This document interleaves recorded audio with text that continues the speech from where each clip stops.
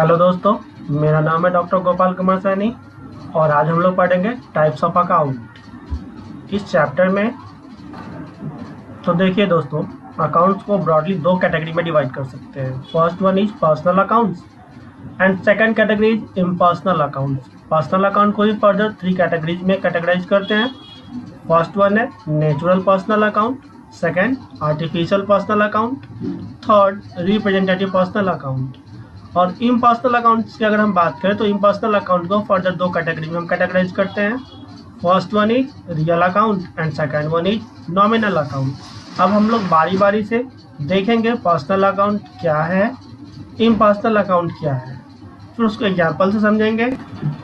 तो देखो, personal account का मतलब होता है personal accounts are those accounts which are related with the name of any individual person, partnership firm, shop, institution, organization और company etc. मतलब कि कोई भी ऐसा अकाउंट जो किसी इंडिविजुअल पर्सन के नाम से रिलेटेड हो, पार्टनरशिप फर्म के नाम से रिलेटेड हो, किसी दुकान के नाम से रिलेटेड हो, किसी संस्था के नाम से रिलेटेड हो, किसी संगठन के नाम से रिलेटेड हो या किसी कंपनी के नाम से रिलेटेड हो, ये सारे के सारे अकाउंट पर्सनल अकाउंट के अंतर्गत आते हैं।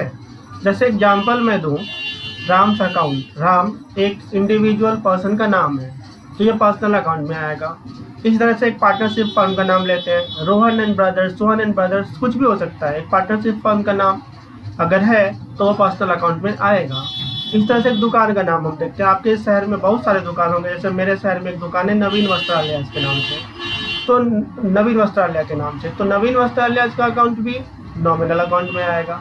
इंस्टीट्यूशन की बात करें तो बहुत सारे इंस्टीट्यूशन हमारे सोसाइटी में हैं, जैसे रोटरी क्लब, और आप एम्स का नाम सब लोग जानते होंगे, दिल्ली में एम्स है और भी कई सारे शहरों में एम्स है, हॉस्पिटल है ये, all India institute of medical sciences, तो ये एक इंस्टीट्यूशन है। दिल्ली यूनिवर्सिटी का इंस्टीट्यूशन है। तो बहुत सारी यूनिवर्सिटीज हैं हमारे देश में, ये सारे के सारे इंस्टीट्यूशंस, उनके नाम से रिलेटेड जो भी अकाउंट होंगे वो सारे पर्सनल अकाउंट में आएंगे। नेक्स्ट, किसी कंपनी का एग्जांपल ले सकते हैं हम, जैसे रिलायंस इंडस्ट्रीज लिमिटेड, ये एक कंपनी है। भारत संचार निगम लिमिटेड एक कंपनी है। भारत पेट्रोलियम कंपनी है। North Bihar power distribution company limited company है।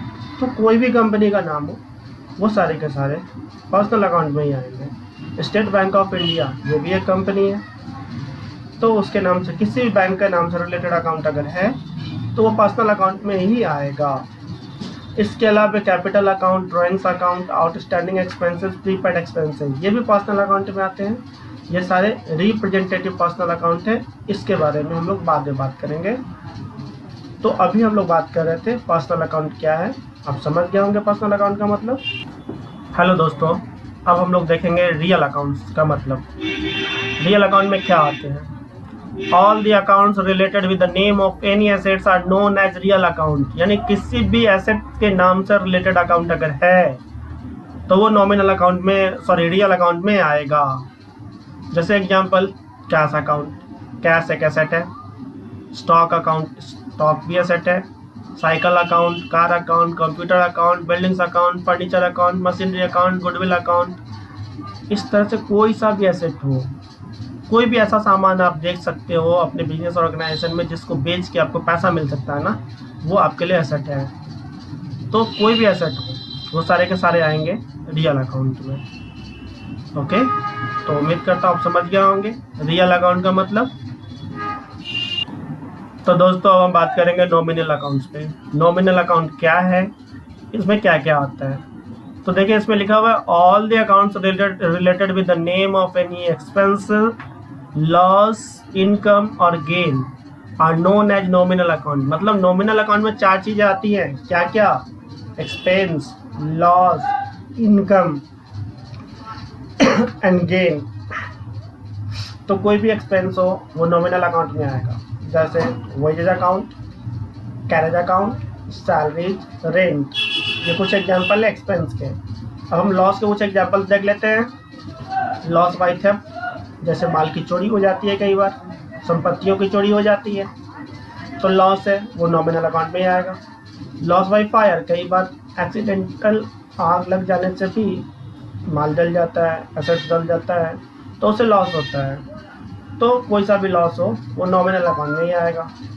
बैड डेट्स, कई बार हमारे कस्टमर के हमारे रुपया डूब जाता है, कस्टमर हमसे उधार माल लेते हैं लेकिन हमें पैसा नहीं देते हैं, तो जो पैसा उनके यहाँ डूब जाता है उसे हम बैड डेट्स बोलते हैं। ये एक लॉस है, ये भी नॉमिनल अकाउंट में आएगा। इस तरह से हम इनकम का कुछ एग्जांपल देखते हैं। Commission receipt, rent receipt, interest receipt, ये सारे इनकम है।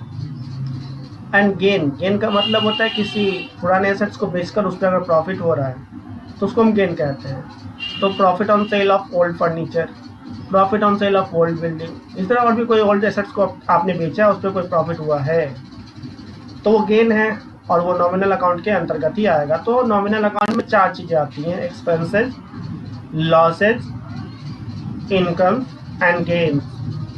ये 4 चीज़ें नॉमिनल अकाउंट के अंतर्गत आता है। आप समझ गए होंगे। Thank you for watching this video.